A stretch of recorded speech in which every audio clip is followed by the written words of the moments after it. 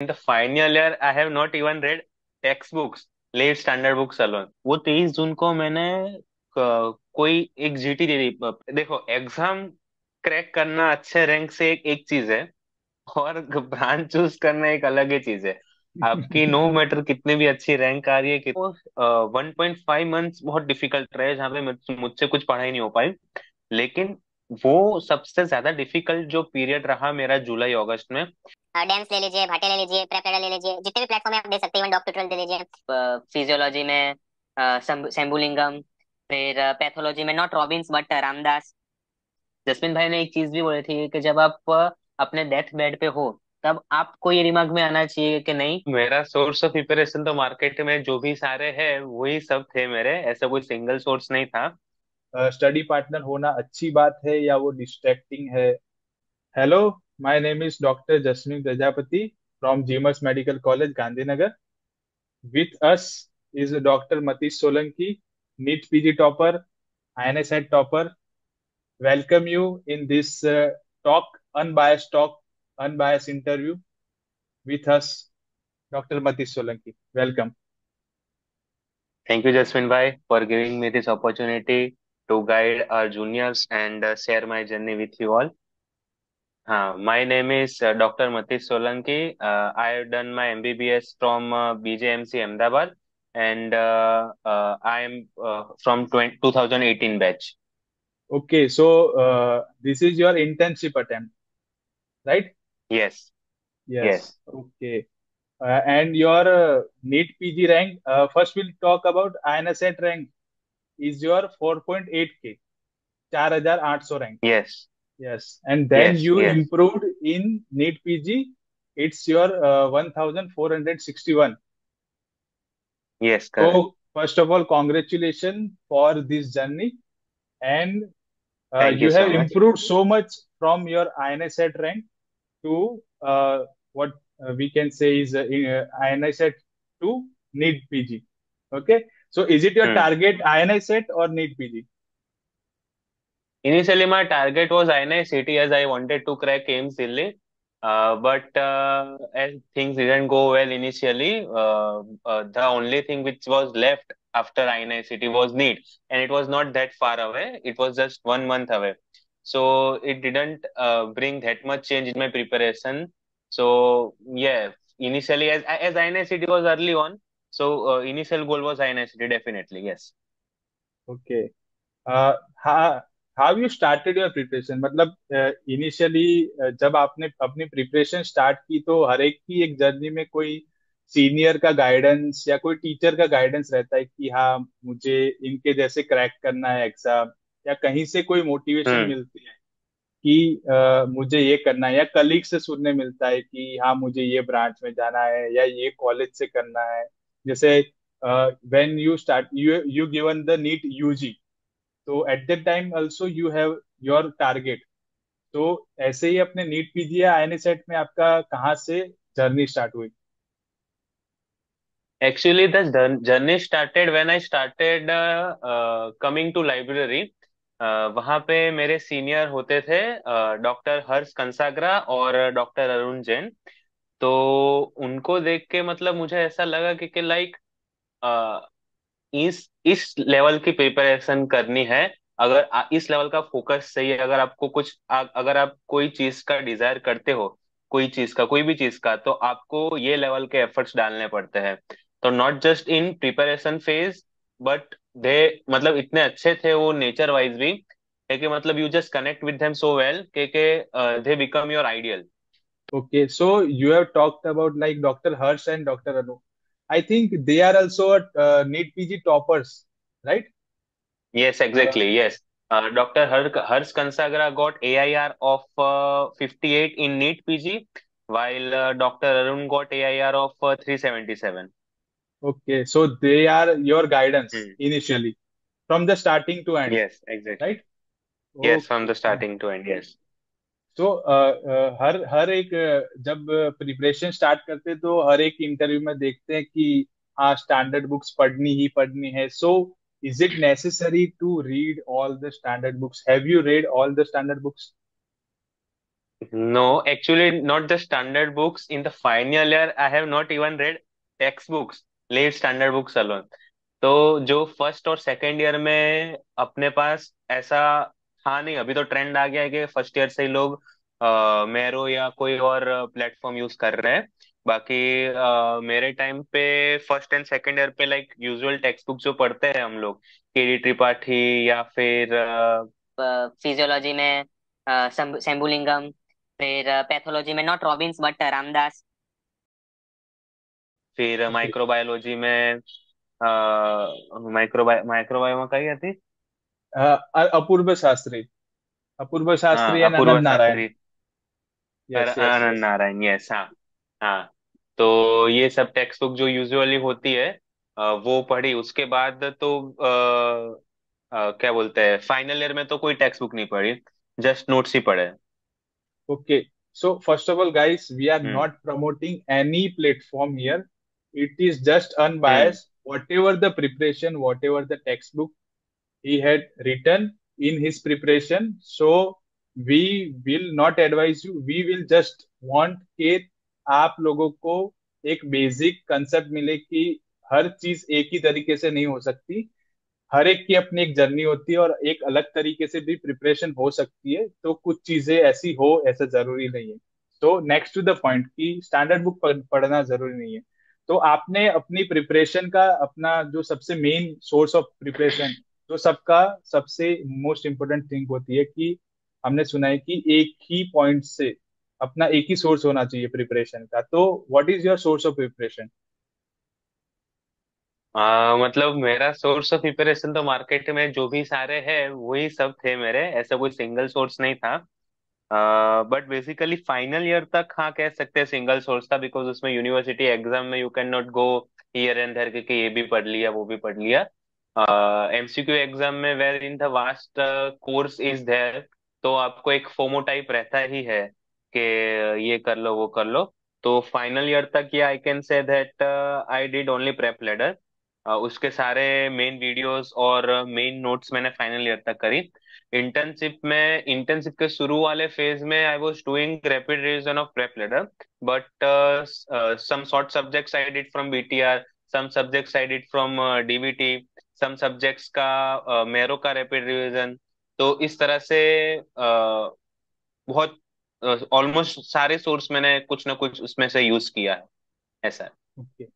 सो आपने हर सोर्स से आपको जहां भी जो सब्जेक्ट सबसे बेहतर और कंसाइज मैनर में लगा आपकी प्रिपरेशन के लिए कि यहाँ से वही, एकदम हाँ। परफेक्ट आपको प्रिपरेशन मिल हम्म। सकती है और आपके लिए वो बेहतर ऑप्शन है, तो आपने उस तरीके से ऑप्शन चूज किए कि ऐसा नहीं है कि एक ही जगह से मैंने सारे सब्जेक्ट किए हैं या मैं एक ही सोर्स से सारी चीजें कर रहा हूँ, बट जहां से किए हैं वो सब्जेक्ट फिर वहीं से किया है।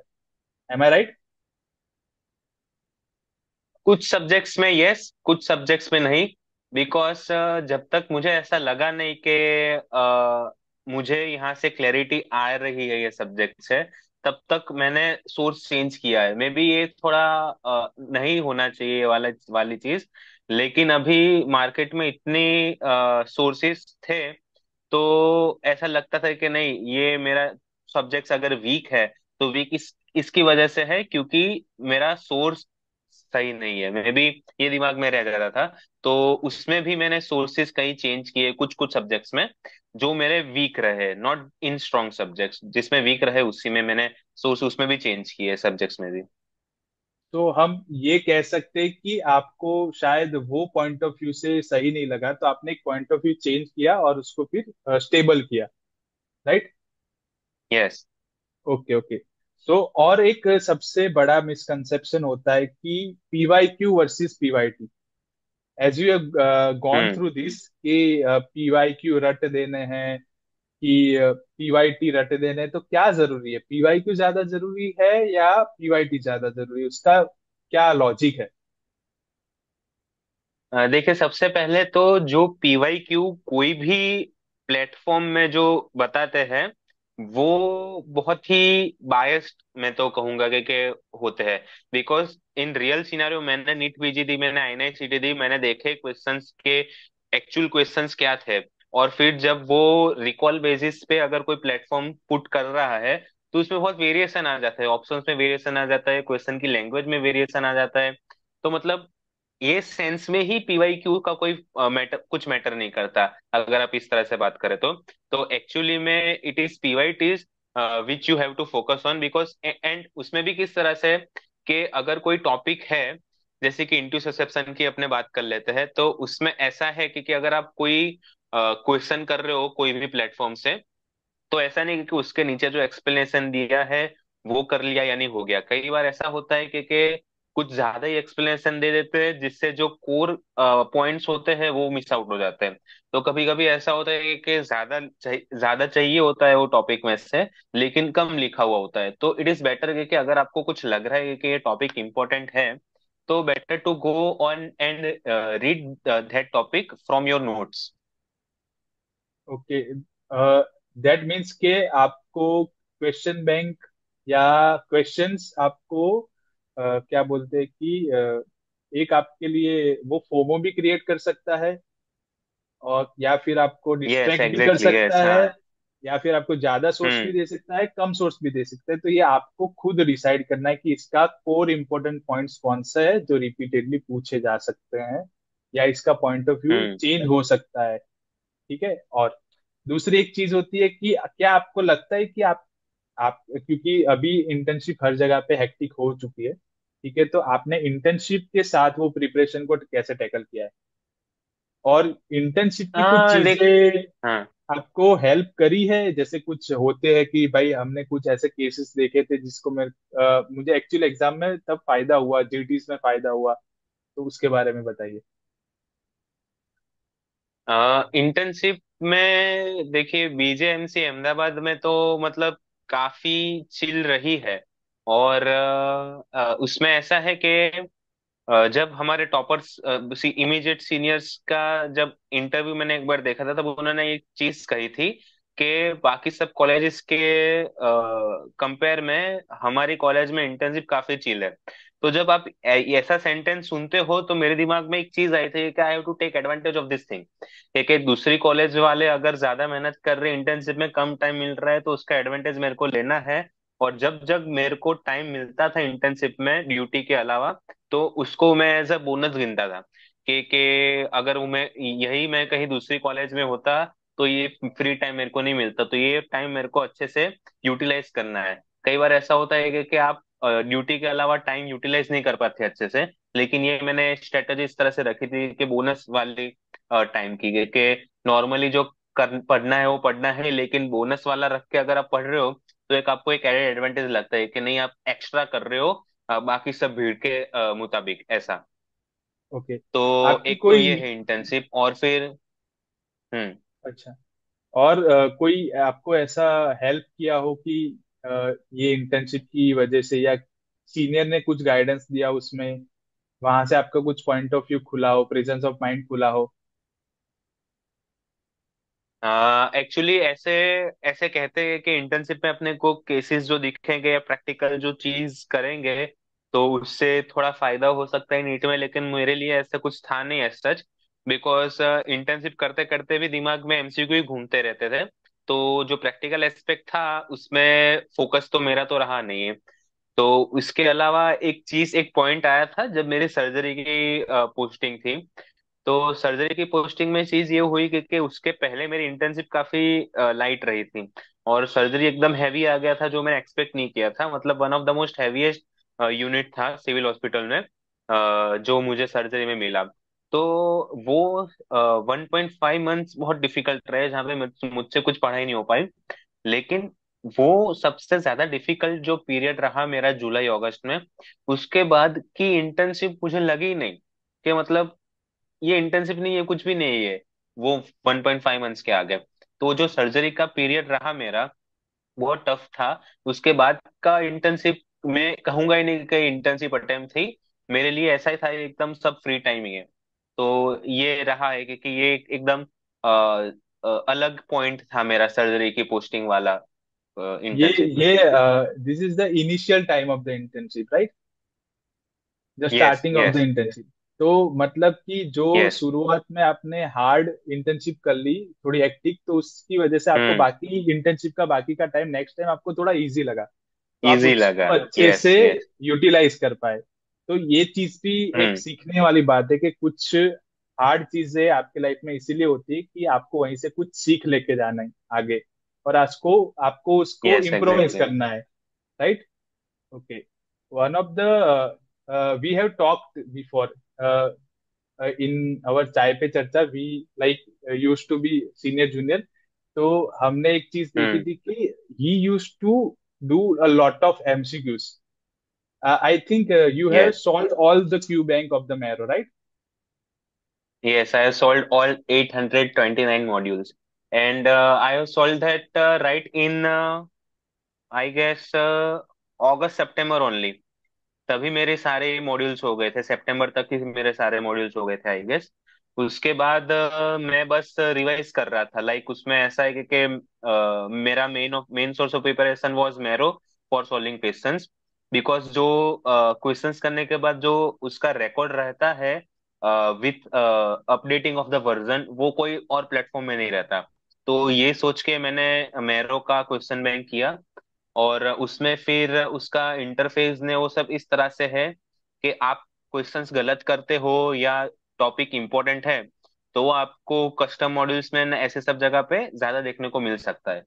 तो ये सेंस से मैंने सोचा कि 829 मॉड्यूल्स जो है वो पूरे करते हैं। और यह चीज मेरे सीनियर ने भी मुझे कही थी कि सबसे पहले तुझे सारे के सारे क्वेश्चन बैंक कंप्लीट करनी है। ओके, ये काफी अलग चीज है कि काफी टॉपर्स कहते हैं कि क्यू बैंक पूरी सॉल्व करनी चाहिए, काफी टॉपर्स कहते हैं कि क्यू बैंक सॉल्व करने की जरूरत नहीं है। तो its own hmm. Choice, own style of preparation, कि आप उसको कैसे लेना चाहते हो। ठीक है, आप खुद ही डिसाइड करना है कि उसमें से इम्पोर्टेंट क्या है, इम्पोर्टेंट क्या नहीं है। ठीक है, और उसको फिर आगे लेके जाना है, मूव ऑन करना है सारी चीजों को लेके। ठीक है, how often you are giving yes. the GT, the most important aspect every topper talks about and every teacher talks about, how frequently you should give a GT and when you started a giving GT, like in your preparation. So, according to me, I guess the ideal time to give duty is in the final phase of your fourth year. Not too early, not too late than that. Because the thing which is that when you start or when you think to give internship, GT in internship, तो कोई ना कोई reason से you प्रोक्रेस्टिनेटेड कि internship में अगर ये एक पोस्टिंग आ रही है तो ऐसा सोचोगे कि नहीं, ये एक पोस्टिंग के बाद करते हैं, एक पढ़ने के बाद करते हैं।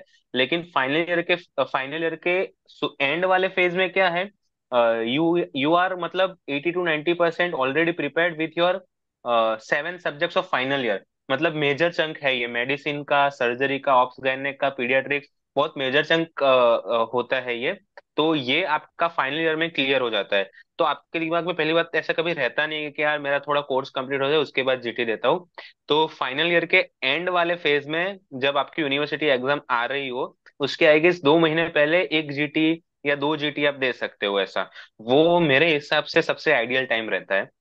और वो जीटी के बाद आपको उसको बेस बना के इंटर्नशिप में उससे ज्यादा ही करना है, ज्यादा ही स्कोर लाने का ट्राई करना है। और इंटर्नशिप के शुरू से ही मैं मिनिमम 2 वीक्स या 3 वीक्स के इंटरवल पे जीटी दे रहा था। ये मेरा फिक्स था क्योंकि अगर लाइव जीटी नहीं भी आ रही है तो प्रीवियस ईयर की जीटी देता था।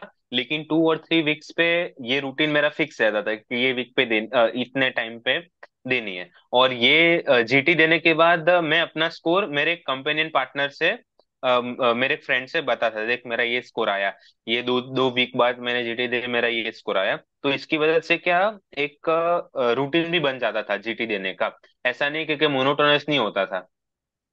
ओके, तो दैट मीन्स के आपको अपने फाइनल ईयर के एंडिंग तक एक दो जीटी दे देने चाहिए, ताकि आपको पता चले कि आप कहाँ पे एक स्टैंड आउट करते हो।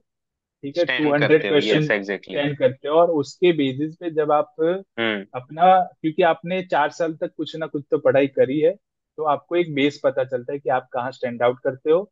और उसके बेसिस पर जब आप इंटर्नशिप में एक प्रॉपर प्रिपरेशन स्टार्ट करते हो, तो वहां से आप अपनी जर्नी को आगे ले जा सकते हो कि आपको कैसे प्रोग्रेस करना है, शेड्यूल कैसे बनाना है, all the things. You talked about the sharing your competitiveness. Okay, तो what is that thing yes. कि ग्रुप्स होना चाहिए, नहीं होना चाहिए, आइसोलेट रहना चाहिए, या फिर स्टडी पार्टनर होना अच्छी बात है या वो डिस्ट्रैक्टिंग है? हाँ मतलब अभी उसमें ऐसा है कि अगर आप मैं regularly on a consistent basis library जाया करता था। और लाइब्रेरी में लाइक बहुत सारे लोग भी आते हैं, हमारे बैच के आते हैं, जूनियर्स आते हैं, सीनियर्स आते हैं। तो जैसे पहले भी बोला गया कि मेरा जो आइडल जो मेरे बने हैं, वो मेरे सीनियर्स मेरे लाइब्रेरी जाने की वजह से बने। अगर मैं लाइब्रेरी ना जाता तो ना ही मेरे आइडियल आइडल बनते, और ना ही मैं प्रिपरेशन के लिए मेरे को ऐसा होता है कि नहीं प्रिपेयर करना है। तो सेम चीज मेरे सीनियर के जैसे हुई, वैसे ही मेरे बैचमेट के साथ भी हुई कि जब हम लोग जीटी देते थे, वो कभी कोई जीटी देता, तो मान लो कि शुरू शुरू में मेरे 120 करेक्ट हुए थे, तो उसके 125 करेक्ट हुए। मुझे लगेगा कि यार उसने भी फाइनल ईयर की एग्जाम अभी दी है, मैंने भी फाइनल ईयर की एग्जाम अभी दी है, तो उसके 5 करेक्ट मुझसे ज्यादा हो रहे हैं। तो नेक्स्ट जीटी में मैं ट्राई करता था कि मेरे उससे ज्यादा है या इक्वल आए। फिर अगर ज्यादा आते हैं तो हम दोनों डिस्कस करते, देख मैंने यहाँ पे ये गलती की, तूने यहाँ पे ये गलती की। इस तरह से हम लोग ने इनिशियल फेज में जीटी साथ में डिस्कस करते थे, ताकि ऐसा लगे कि नहीं हम कुछ कर रहे हैं, कुछ प्रैक्टिकल चीज कर रहे हैं साथ में। तो मेरे लिए जीटी देना 2 वीक पे, 2 वीक, 2-3 वीक के इंटरवल पे और कंपेनियन वाला बहुत हेल्पफुल रहा। और आई एडवाइस के सब ये चीज करे, क्योंकि it really boost your preparation. Okay, और क्या आपने दूसरे प्लेटफॉर्म, मैरो के अलावा दूसरे प्लेटफॉर्म ट्राई किए हैं, या उससे आपको हेल्प हुई है या नहीं हुई है, या ये करना चाहिए या नहीं करना चाहिए, या stick to the one platform? For particularly I am talking about GT. Okay. So इसमें मैं कहूंगा कि एक फेज तक, या मैं जब आपकी एग्जाम के 3-4 महीने ही बाकी हो, जो हमारे टाइम पे बहुत पोस्टपोन होके हमको पता ही नहीं था कि कितने टाइम बाकी है। लेकिन फिर भी मैं कहूंगा कि अक्टूबर नवंबर तक आपको एक ही सोर्स की जीटी देनी चाहिए। प्रिफरेबली मैं कहूंगा मैरो की दीजिए, बिकॉज उसमें number of people giving GTs are yes, much yes, much yes. Higher than other platform. हाँ, तो इससे आपको एक्चुअल नंबर ऑफ कंपटीशन पता चलता है कि वेयर डू एक्चुअली स्टैंड। तो ये रीजन से ही मैंने मेरो की जीटी देना चालू किया था। और उसका एनालिसिस, इन डेप्थ एनालिसिस बहुत मतलब इट इज अनपैरेलल्ड। मतलब जितने ही प्लेटफॉर्म है उसके जैसा जो एनालिसिस जो आपको देता है सब्जेक्ट वाइज और टॉपिक वाइज, वो कोई और प्लेटफॉर्म नहीं देता। तो ये रीजन से मैंने लगभग अक्टूबर नवंबर तक प्राइमरीली मेरो की जीटीज दी है। उसके बाद as exam approaches, you never know के एग्जाम, रियल एग्जाम में कौन से क्वेश्चंस पूछेगी, कौन से टॉपिक्स ज्यादा इंपॉर्टेंट है, क्या क्वेश्चन फ्रेमिंग रहेगी। क्योंकि मोस्ट ऑफ द टाइम आप सबने नोटिस किया होगा कि मैरो के क्वेश्चन अगर आप बार बार कर रहे हो, जीटी रेगुलर बेसिस पे दे रहे हो, पिछले साल की दे रहे हो, तो आप प्रिडिक्ट करने लगोगे मैरो के क्वेश्चन के आंसर। तो ये चीज फिर एग्जाम में अफेक्ट ना हो, बायस। ये रीजन से फिर हाँ बायस ना हो। यस एग्जैक्टली, यही रीजन से फिर हम दूसरे प्लेटफॉर्म की देना शुरू करते हैं। तो इट डजेंट मैटर फिर वो कोई भी हो, डेम्स ले लीजिए, भाटे ले लीजिए, प्रेपेडा ले लीजिए, जितने भी प्लेटफॉर्म है आप दे सकते हैं, इवन डॉक ट्यूटोरियल दे लीजिए। कोई भी ले लीजिए। तो उससे आपको पता चलता है कि क्वेश्चन फ्रेमिंग अलग अगर बन सकता है कोई टॉपिक से, तो वो किस तरह से बन सकता है। और अलग टॉपिक क्या हो सकते हैं कि जो इम्पोर्टेंट होते हैं। एक टीचर मेरो के उनको लगता है कि इसमें से ये ज्यादा टॉपिक इम्पोर्टेंट है, तो एक टीचर दूसरे प्लेटफॉर्म को उनका लगता है कि ये टॉपिक ज्यादा इम्पोर्टेंट है। तो मोस्ट ऑफ द टाइम जीटीज में मोस्ट इम्पोर्टेंट टॉपिक्स ही रखे जाते हैं कि जिसकी बहुत ज्यादा प्रोबेबिलिटी होती है to be asked in in real exam.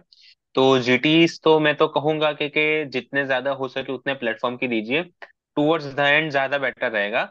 अक्टूबर नवंबर तक वाले फेज में दैट इज कह सकते हैं कि 3-4 महीने पहले एग्जाम के आप एक सोर्स करें तो बेटर रहेगा, क्योंकि उसका एनालिसिस फिर आपको करना इजी रहेगा। जैसे तुमने कहा कि पोस्टपोनमेंट की वजह से काफी शेड्यूल अप एंड डाउन हो गया था, तो उससे जस्ट पहले हमारी आईएनए सेट हुई थी, जस्ट 1 मंथ पहले, और उसकी प्रिपरेशन में भी तुम्हारे कुछ प्रॉब्लम्स रहे थे स्लीप से रिलेटेड, तो share that part, how you tackle it.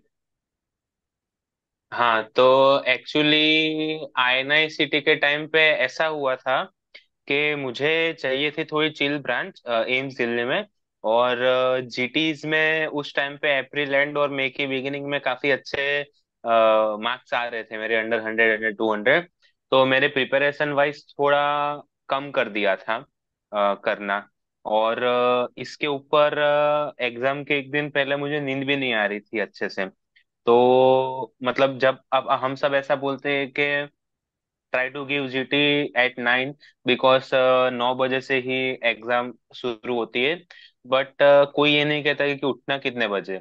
आप 8 बजे उठ के भी 9 बजे जीटी दे सकते हो, 8:30 बजे उठ के भी 9 बजे जीटी जीटी दे सकते राइट हो। Right right. लेकिन हाँ, लेकिन INI-CT के टाइम पे रिपोर्टिंग टाइम जब 6 बजे का था, 6 साढ़े 6 बजे का, तब वो ऐसा हुआ कि उठना कितने बजे है, वहां से फिर निकलना कितने बजे है सेंटर के लिए, क्योंकि सेंटर लगभग पौने 1 घंटे के डिस्टेंस पे तो होएगा ही होएगा।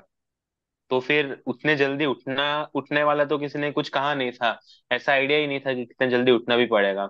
तो मेरे रूटीन से एक तो रात को नींद अच्छे से आई नहीं, और रूटीन से 2 घंटे पहले मुझे उठना पड़ा। तो मेरे लिए बहुत इंपॉर्टेंट चीज है ये कि स्लीप पूरी कर रहे तो ही मेरा दिन प्रोडक्टिव जाता है। और यहाँ पे तो मतलब साल की सबसे, साल की नहीं, पूरे प्रिपरेशन, पूरे जर्नी की सबसे इम्पोर्टेंट एग्जाम का टाइम था। तो काफी अफेक्ट करा था मुझे ये चीज। तो ये पॉइंट पे फिर जब मेरी एग्जाम खराब हुई तब मैंने आप जस्मिन भाई से बात करी थी कि इस चीज को कैसे हैंडल किया जाए। उन्होंने एक बहुत अच्छी चीज कही थी कि हो सके तो एग्जाम के 1-2 घंटे, मतलब एग्जाम के रात जब हो, एग्जाम के एक दिन पहले, उसके 1-2 घंटे पहले जितना वॉक कर सकता हो उतना वॉक कर। तुझे मेंटली एग्जॉस्ट नहीं होएगा तो चलेगा, मतलब मेंटली एग्जॉस्ट नहीं होने देना है खुद को। फिजिकली थोड़ा एग्जॉस्ट होगा तो चलेगा तुझे, ताकि क्या तेरे को नींद अच्छे से आए, तो थक जाएगा तो तुझे नींद अच्छे से आएगी। तो ये चीज फिर नीट के टाइम पे रिपीट नहीं हुई। तो ये तो नीट पे, ये तो INI-CT की बात हुई। फिर जब 23 जून को जब एग्जाम थी, तब एक दिन पहले, जैसे सब जानते हैं कि एक दिन पहले पोस्टपोन हुआ। तो उसके बाद भी 23 जून को जो नीट पीजी देने की टाइम थी, वो 23 जून को मैंने कोई एक जीटी दे दी, प्रेप लेटर की चैंपियंस 2 आई गेस, मैंने नहीं दी थी। तो हाँ, मैंने 23 जून को हाँ वो हाँ। जीटी दे दी कि यस अगर यस। नीट नहीं दे रहे तो कोई जीटी दे दे, कोई और जीटी दे दे, मतलब ऐसे। और फिर ऐसा भी नहीं है कि अभी पोस्टपोन हुई, पता नहीं क्या आएगा, क्या आए, कौन सी डेट को आएगा, ऐसा कुछ सोचे बिना मैं रेगुलरली लाइब्रेरी जाता ही था। 23 जून को गया, 24 जून को गया, 25 जून को गया, on a without a miss, on a consistent basis library गया ही मैं, ताकि मैं पढ़ सकूं। घर पे तो नहीं पढ़ पाता अगर ऐसे सब माहौल में पोस्टपोन हुआ है ऐसा। तो टू बी ऑनेस्ट, मुझे ऐसा कभी लगा नहीं कि बहुत अनफेयर चीज हो गई है। हो गई है, आपके हाथ में नहीं है, तो उसके ऊपर उसको उसको लेकर रोने का कोई मतलब नहीं बनता। तो मैंने कोशिश करी थी कि पोस्टपोनमेंट वाला चीज अफेक्ट ना हो मुझे। Yes yes. we talked about that time ki always try to be GT even if you are in a worst part, so you can yes give। Yes. तो वो चीज होती है कि अगर आपने वर्स्ट फेज में अपनी जीटी दे रखी है, तो अगर एग्जाम के दिन ऐसी कुछ सिचुएशन होगी, तो you will feel little fine, आपको उतनी एंजाइटी फील नहीं होगी। जो वैसे हम्म। तो सब बोलते हैं कि 3.5 घंटे की एग्जाम होती है, but it's really a 5 to 6 hours exam, क्योंकि आपको हाँ, एग्जाम यस के यस, 1 घंटे एग्जैक्टली। पहले अंदर जाना है, पहले और पहुंचना है, एग्जाम हाँ। के आधे घंटे बाद आपको बाहर निकलना है। तो उसके पहले का जो स्ट्रेस है और एग्जाम के बाद का जो फेज है, ये चीज को आपको टैकल करना है, जो हम नॉर्मली रूटीन में जीटी देते हैं तब नहीं होती है। तो इस चीज यस। को आपको वही। हमेशा माइंड में रखनी है। तो ये जब आप इंटर्नशिप अटेम्प्ट में होते हैं, तो आप जब फर्स्ट अटेम्प्ट दे रहे होते हैं, सबके साथ ये मिस्टेक्स हो जाती है, अनटिल अनलेस उन्होंने कभी और कोई एग्जाम दे रखी है, जो भी एग्जाम है, या कंप्यूटर बेस्ड टेस्ट रखी दे रखी है किसी भी प्लेटफॉर्म में, जहाँ पे ऐसी सिचुएशन होती है कि कभी कंप्यूटर ऑफ हो गया या ये सब चीजें होती है, तो इससे क्या होगा कि आपको बुरा फील नहीं करना है, बट अच्छा फील करना है कि अच्छा ही होगा। तो ये आपको हेल्प करेगी। Okay. So what is the last month of the revision strategy of yours? कि हर एक का एक प्लान होता है कि 15 दिन में या 10 दिन में रिवीजन करना ही करना है, सारी चीजें देख लेनी है। तो ये तो पॉसिबल है नहीं कि जितना सोर्स और हमारे पास रहता है। तो how you do it with, and what is your 20th book strategy? तो जैसे कि मैंने कहा कि जो पोस्टपोनमेंट हुई थी वो मेरे लिए, तो मैंने उसको as a boon he consider किया था। बिकॉज वो पोस्टपोनमेंट के टाइम के बाद मैंने काफी सारे काफी सारी चीजें मल्टीपल टाइम्स पढ़ ली थी। और एक चीज मैंने थोड़ी डिफरेंट अपनाई थी, वो ये चीज थी कि मुझे कोई चीज, अगर मैं कुछ शॉर्ट सब्जेक्ट्स मैंने बीटीआर में से पढ़े थे, बाकी सारे मोस्ट ऑफ द सब्जेक्ट्स मैंने डीबीटी में से पढ़े थे। तो मेरे दिमाग में पढ़ते टाइम ये था कि देख, ये पढ़ना है और ये होना ही होना है। अब इतने, अब हमारे दिमाग में पढ़ते टाइम पे ऐसा आता है कि नहीं, ये कर लेते, वो कर लेते, तो क्या थोड़ा और एक्स्ट्रा कर लेते तो क्या मार्क्स अच्छे आ हाँ। जाएंगे, इस तरह से। लेकिन मैंने 23 जून के बाद यही सेंस से पढ़ाई करी है कि लास्ट 10 डेज या लास्ट लास्ट 15 डेज में मैं क्या पढ़ूंगा। तो वो वो 23 जून के बाद मैंने सिर्फ और सिर्फ डीबीटी और बीटीआर के कुछ सब्जेक्ट्स पढ़े।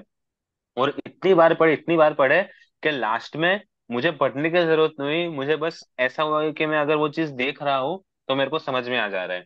ये चीज मेरे अपने कंपेनियन पार्टनर, जो मैंने शुरू में कहा कि हम साथ में जो जीटी देते थे, उससे मैंने एक बार डिस्कस करी कि भाई मेरे को समझ में नहीं आ रहा कि किस तरह से करूँ। कोई सब्जेक्ट उठा रहा हूँ तो ऐसा लग रहा है कि ये चीज नहीं आती, तो ये चीज देख लेता हूँ मेन नोट्स में से या रैपिड रिवीजन में से।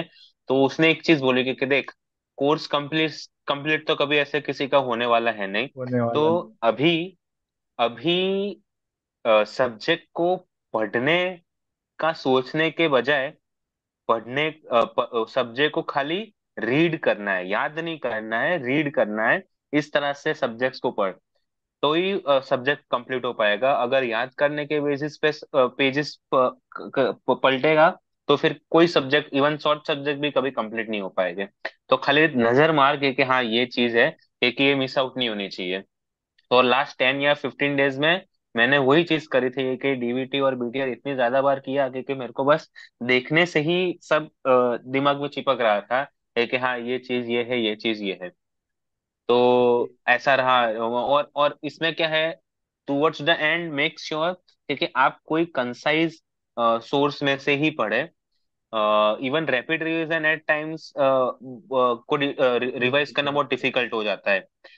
तो डीवीटी बीटीआर जैसे अगर सोर्स है तो उसमें आपको पता है कि इतने पेजेस है, इसमें आपका एनाटॉमी खत्म हो रहा है, इसमें आपका मेडिसिन खत्म हो रहा है। तो आपको एक सेंस ऑफ सेटिस्फेक्शन मिलता है कि देखो मैंने इतने टाइम में एक मेजर सब्जेक्ट कंप्लीट किया है। तो आप यहाँ वहां नहीं घूमते कि मेरा ये वाला टॉपिक कर लूँ, ये सब ये सिस्टम है सीए कर लूँ। तो ये सब चीजें काफी टाइम खा जाती है एंड में। तो आपको थोड़ा मेंटली प्रिपेयर रखना है अपने आप को, क्योंकि देखो ये सोर्स पे मेरे को भरोसा है, इसके बाहर का नीट में नहीं आएगा। अगर आएगा तो किसी को नहीं आएगा, तो फिर मेरी क्वेश्चन सॉल्विंग एबिलिटीज के ऊपर जाएगा कि मैं ना ना कोर्स में पढ़े हुए क्वेश्चन को किस तरह से सॉल्व करता हूँ। तो ये सब आपको दिमाग में रख के लास्ट 10 डेज, लास्ट 15 डेज निकालने होते हैं।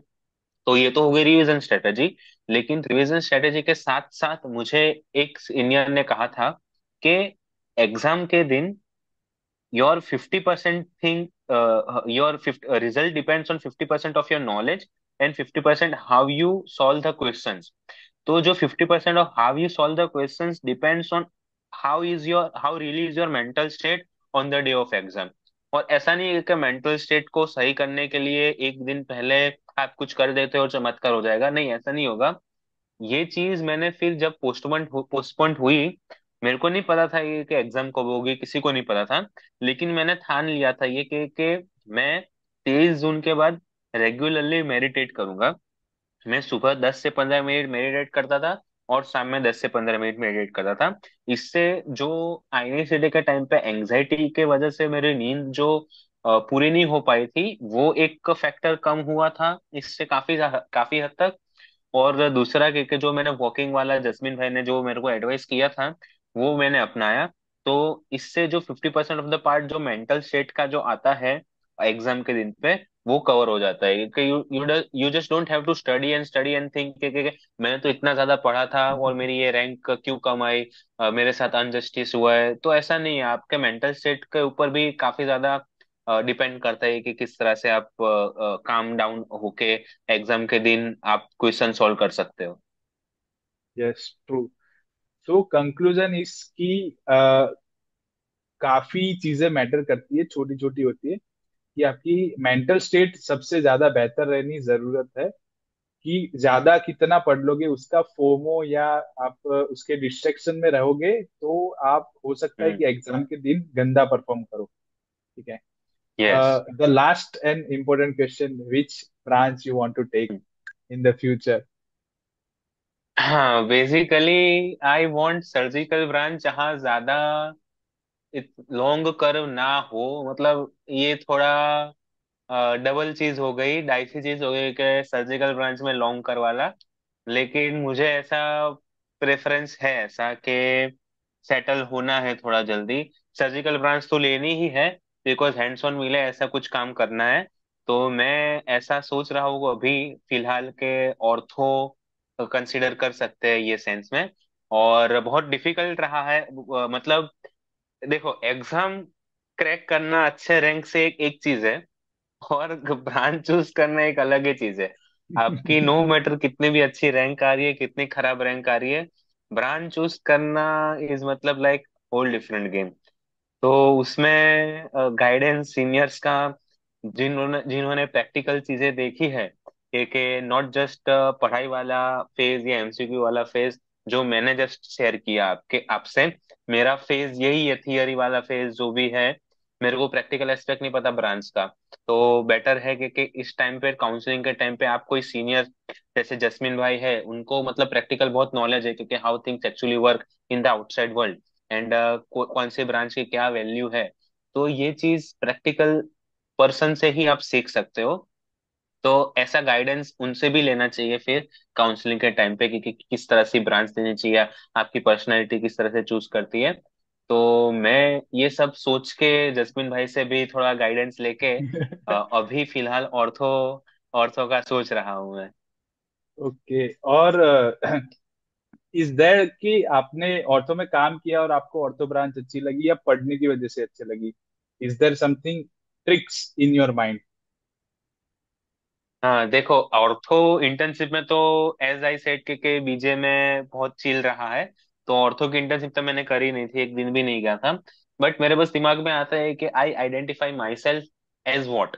आई identify myself as the person doing sitting in front of the computer and writing reports, और I identify myself as physician, और I identify myself as surgeon. तो सबसे पहले तो आपकी आइडेंटिटी के हिसाब से आपको करना है कि मेडिकल ब्रांच, सर्जिकल ब्रांच या रेडियोलॉजी जो है वो आपको कंसिडर करना है जिस तरह से। उसके बाद फिर डिपेंड करता है कि आपको फिर वहां पे ब्रांच में जाके देखना है, यूनिट में जाके देखना है कि आपको किस तरह से लगता है, आप ये कर सकते हो कि नहीं कर सकते हो, इसका फ्यूचर प्रोस्पेक्ट कैसा है। तो ये सब चीजें फिर आपको धीरे धीरे सेट करनी है। लेकिन बेसिकली एक क्वेश्चन का आंसर आपको देना है कि how do you identify yourself. Jasmine भाई ने एक चीज भी बोली थी कि जब आप अपने डेथ बेड पे हो, तब आपको ये दिमाग में आना चाहिए कि नहीं, मैं मतीश सोलंकी या मैं जस्मिन प्रजापति क्या हूँ, क्या किया मैंने अपने लाइफ में, क्या बनना चाहता था मैं, क्या हूँ मैं। तो ये क्वेश्चन का आंसर अगर आप लाते हो, तो फिर आपके लिए ब्रांच चूज करना थोड़ा इजी हो जाएगा। Yes, yes, yes. कि आप पूरी लाइफ टाइम किस ब्रांच को as a partner, life partner की तरह कंसिडर कर सकते हो। हम्म। राइट। कि आप जिससे, यस लाइक, यस। शादी, या आप उस ब्रांच से प्यार करना चाहते हो कि उसके लिए आप कुछ भी कर सकते हो, उसमें कोई भी फील्ड में, उस फील्ड में किसी भी तरह का काम कर सकते हो, और आपको हर काम में खुशी मिलेगी, एक सेटिस्फेक्शन मिलेगा। तो उस ब्रांच को चूज कीजिए। सिर्फ मनी फैक्टर, या क्या बोलते हैं कि वर्क लाइफ बैलेंस, वो सब लाइफ में आपके हिसाब से सब सेटल हो जाएगा। But the most yes. Important thing is कि अगर वो ब्रांच और वो काम आपको सेटिस्फाई कर रहा है, तो वो आपको ब्रांच चूज करनी चाहिए। आपको किसी और चीज को सुनने की जरूरत नहीं। Okay, what is the last advice you want to give every NEET PG aspirant, कि ये एक चीज तो करनी करनी है, या एक या दो चीज आपको करनी ही करनी है एक at the starting of the preparation, जब आप सीरियस हो जाते कि एक चीज माइंड में रखनी है कि कोर्स कंप्लीशन जैसी कोई चीज नहीं होती। तो हो? यस। कभी ऐसा नहीं सोचना है कि मैं ये कोर्स कंप्लीट कर लूँ या ये एक सब्जेक्ट ही कंप्लीट कर लूँ उसके बाद मैं जीटी दूंगा। आपको सब्जेक्ट कंप्लीट करना है, ठीक है, आप दिमाग में ला रहे हो, इट्स ओके। बट ऐसा सोच के जीटी दू, ऐसा नहीं करना है। हमेशा जीटी एक फिक्स टाइम पे 2 या 3 वीक पे करने का देने का सोचो, तो इसके इसके हिसाब से आप वो टाइम फ्रेम के अंदर आप सब्जेक्ट भी कंप्लीट कर पाओगे। कि नहीं तो फिर प्रोक्रेस्टिनेट करते जाओगे कि नहीं लंबा है, करते जाएंगे नहीं। यस। यस। लेकिन अगर आपके दिमाग में आएगा कि 2 वीक में मेरे को जीटी देनी है, तो ये सब्जेक्ट कैसे भी करके मेरे को कंप्लीट करना है, या एटलीस्ट कुछ मेजर पोर्शन इसका कवर करना है। तो ये चीज है कि जीटी से कभी डरो मत, कितना भी स्कोर आता हो। और वो स्कोर आने के बाद एक कंपेनियन रखो। सबसे इम्पोर्टेंट मेरे को ये लगता है कि साथ में ग्रो हो सकते हो तुम उसके साथ फिर। तो ये है, ये मतलब अगर आप कॉन्स्टेंटली जीटी देते हो, ठीक है, 2 और 3 वीक के ड्यूरेशन में, वन और पॉइंट। आपका कोई कंपेनियन पार्टनर है, तो सारी चीजें अपने आप सेटल होने लगेगी। किस तरह से पढ़ना है, क्या सोर्स करना है, क्या स्ट्रेटेजी होनी चाहिए, सब अपने आप सेट होने होने लगेगा। Okay, first start the preparation, then everything will comes to you. That's the yes. Strategy. First start the preparation, take books and start reading, आपको खुद ही आंसर मिलने स्टार्ट हो जाएंगे। So I yes hope you exactly. like this interview and open up clearly about in this interview, and hope this is share helpful to every NEET PG aspirant, INSET aspirant as well as FMG aspirant जो अपनी as a doctor की journey को आगे बढ़ाना चाहता है। And last में ये कहूंगा कि हर एक की जर्नी अलग हो सकती है। आप कुछ चीजें इससे रिलेट कर पाएंगे, कुछ चीजें आप इससे रिलेट नहीं कर पाएंगे। हर एक इंसान अलग तरीके का हो सकता है, बट आई होप कुछ ना कुछ चीजें आपको रेलेवेंट लगी होगी और ये आपको अपनी प्रिपरेशन में हेल्प करेगी। So best of luck doctor Matish, too I hope you will find your thank you answer Jasmeen भाई। and you will get your favorite branch and your college. Okay, congratulations to you thank you so and much. best of luck for the future. Thank you so much Jasmine भाई, thank you. Okay.